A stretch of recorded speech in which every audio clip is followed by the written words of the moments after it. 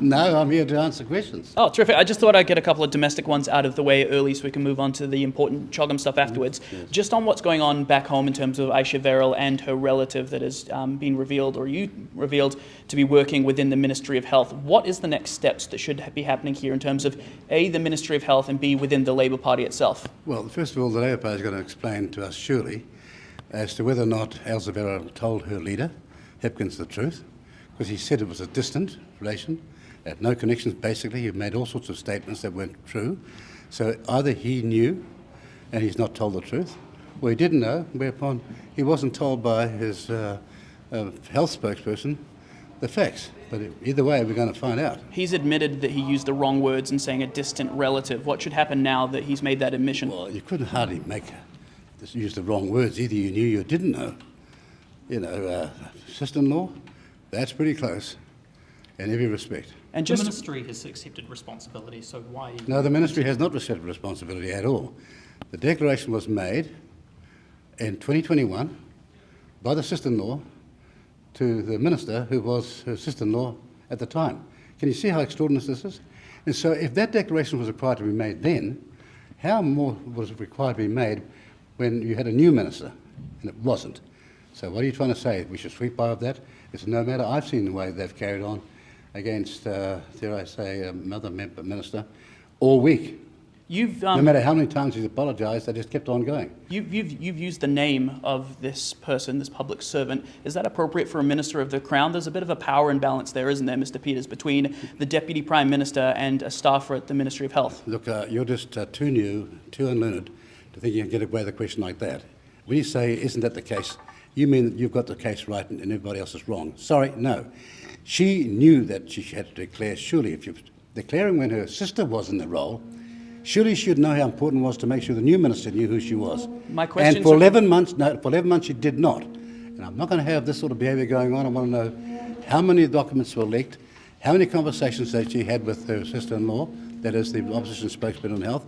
We're going to get to the truth here, because after all, that's what a democracy is about. Do you want someone in the ministry to be sacked for this? Well, I'm not going to answer that sort of question, but we're going to find out, and we're going to start getting a responsible bureaucracy, and we're going to get a responsible opposition as well, in the same ways that we're meant to be accountable on our side of the House. Mr. Peters, my question was quite specific. Do you think... No, what you said was, I'm making out a case, don't you think it's correct? That's what you said. I don't ever answer Is it questions like that. appropriate for a Minister of the Crown, such as yourself, to use the name of a public official, given the power imbalance between the Deputy Prime Minister and a member of staff working for the government? Well, with greatest respect, that is absolute nonsense. They had 24 hours to come out and come clean. I gave them 24 hours between the time I first raised it until I disclosed it in the House to come clean, and they did not. So you gave them an ultimatum, come clean or I'll use their name? Well, that's appropriate because... That's not appropriate, is it? Yes, it is appropriate. But I don't know what sort of moral judgment or ethical judgment you're making, but anything that is going to be corrosive of the proper function of democracy has got to be found out, and I found it out. So you were correct to use the name, you have no regrets? I got no regrets at all, no. And I'm just shocked that you don't understand that someone was sitting there for 11 months who was inside and getting information that you should never have got, and then we had leaks going on everywhere. And to be clear... And by the way, worse than that, the leaks were designed around a tissue of lies, such as, for example, this product's no good. The Federal Drug Authority of the United States said it was. They said it had 15 products in it that were not in it, that were in ordinary tobacco and cigarettes. The second thing was, we put the tobacco and cigarette tax up. You wouldn't have thought so, would you? And the third thing, they used that figure of 216 million, as opposed to the last actual figure, which was 6 million at the time, gathered by Treasury. She put the 216 million figure out based on the Japanese model, where the only product is heated products and not other vapes. So you see how distorted and perverted it is, but I've seen you guys day in, day out, and I've got news for you. It's all great, but for some of you it's bad. Do you have evidence of these leaks? You like that? So? Do you have actual evidence of these leaks? Oh, give us a break.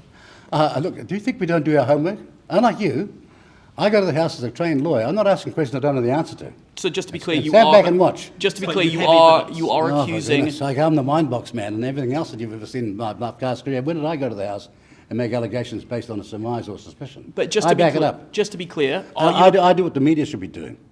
Okay, So just that's to a be yes? clear, are you accusing yes. the relative in question of leaking the information to Aisha Verrill about the smoking reforms? we'll have our proper investigation into that going forward. But of course, I'll give them time to tell us what happened. But here comes the truth. And I thought that you in the media, if you were unbiased, would be welcoming it. Are you contesting as well that the Ministry of Health advice on heated tobacco products, are you saying that that wasn't fair or accurate? Their advice is garbage, and I can prove it.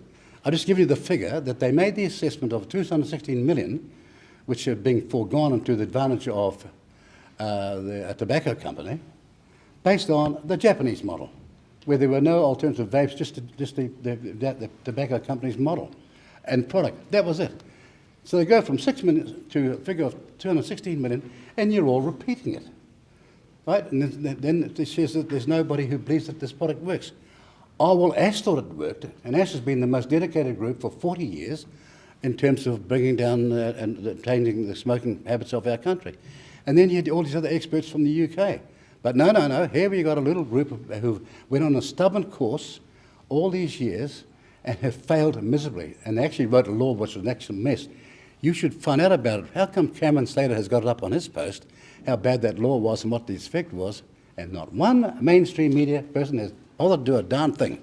Deputy Prime Minister, how did you deliver that ultimatum that they needed to come forward or you would publicly say the name? How did you physically communicate that to this individual? Well, I finished my speech by saying on Wednesday, and we're just starting.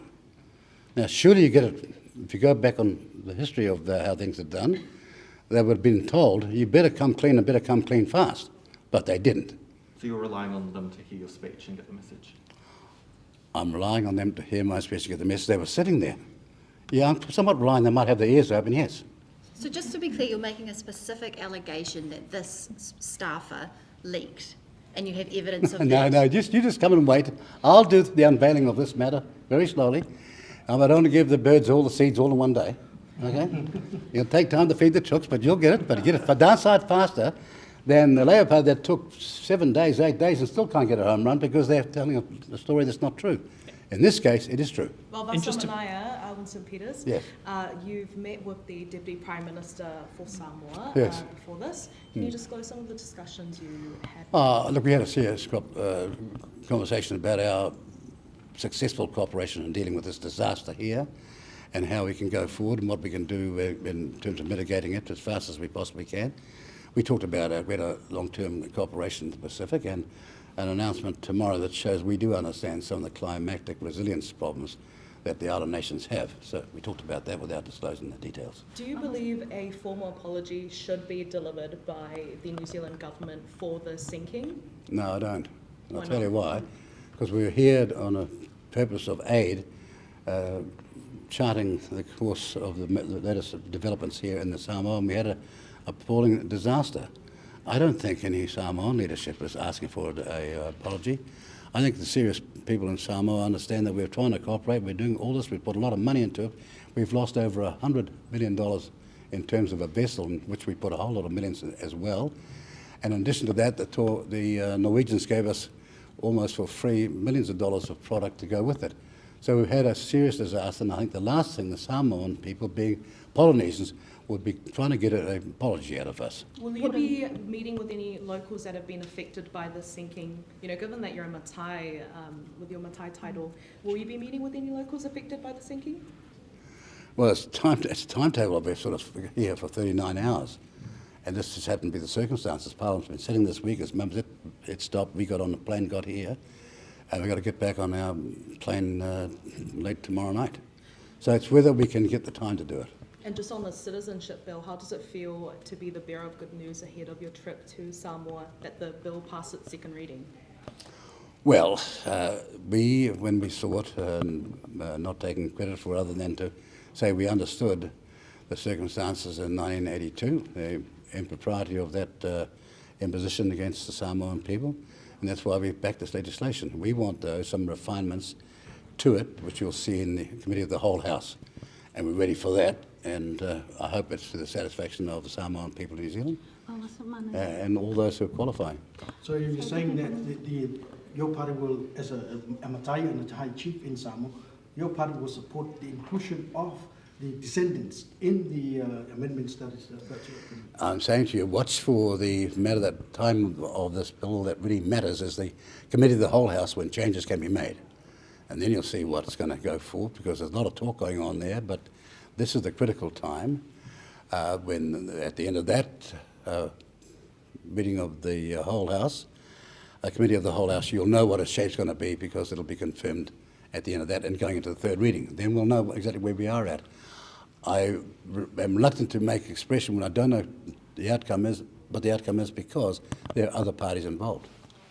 Vaovasamanaia, I understand that you said that there shouldn't be an apology from your side, but isn't that something out of common sense or out of your good heart for the Samoan people to do, an apology for the sunken ship?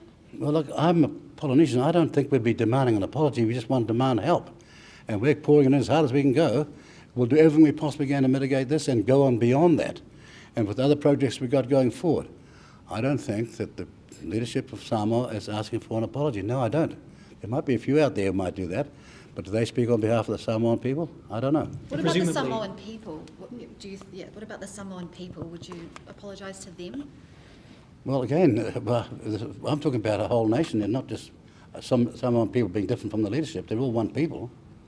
Right? You got that right? Sure. All right then, good.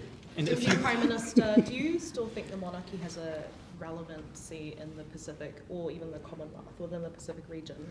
That's a very good question. You know who should give you the answer to that? All the people of the Pacific and all those members of the You Commonwealth. visited most of them. So. Yeah, but I'm unlike some. I'm not an arrogant so-and-all or an editor for a newspaper. I think I know what's going on. I ask the people first. I've never had a view on the monarchy other than to say it will remain there as long as it possibly should remain, whilst the people want it there, because they, after all, are the people who should determine that, not some temporarily empowered politicians who are here today, gone tomorrow. the Secretary General, Patricia Scotland, today talked about the value of the Commonwealth. What do you think about what she said? Well, I didn't hear a speech. Sadly, I was somewhere else What getting do you off the think about the plane. value of the Commonwealth then? Well, I think the Commonwealth has got these sort of features for a start, whether we had a Commonwealth or not. The reality is you've got 56 countries, there are about 7 applicants to join. That's way more than half of a majority in the United Nations. That's not a bad start. But I've always over the years wanted to see them do far, far more with the Commonwealth than they have done. I mean, it's about 2.4 billion people. There was until COVID, they were growing at 5.5% on average. We just, in my view, have not done nearly enough over the years, and I wish they would do it in the future and make it more relevant. When you say you wish they would do more, is there anything you have in mind that you'd like to see the Commonwealth act on? Yeah, far more economic cooperation, far more academic cooperation, far more medical cooperation. There's a whole lot of things we could be doing. But, you know, but the fact that you've got these countries all there, 56 countries, and 7 more wanted to join means that there is something good about the Commonwealth. The question is, could it be far, far better? We have a Trans-Pacific partnership in terms of a trade deal. I mean, there's an EU trade deal as well. What would you think about a Commonwealth trade deal? I'm so pleased you've stumbled onto that, because that's the very speech I made in 2016 in the UK when I was backing Brexit. Right, but you weren't the Deputy Prime Minister or the Foreign Minister there, so what's Yeah, this but I was on my then? way to being the same within a year, so don't worry about it. Probably be going to be again in the near future as well. Do you get the point? I get the point. So you obviously read my speech. So I'm so delighted, Mr. Wall. Now share it with your colleagues. Okay, could I... Mr. Peters, what do you make of the Caribbean nations calling for reparations on slavery? Would you back them? Let me tell you that when the Europeans arrived in this, my country, my people were practicing slavery. We're not going to deny the facts. It's that true. We're not going to start preaching to others when we were doing it ourselves. All right? Thank you very much. But you don't think there should be reparations?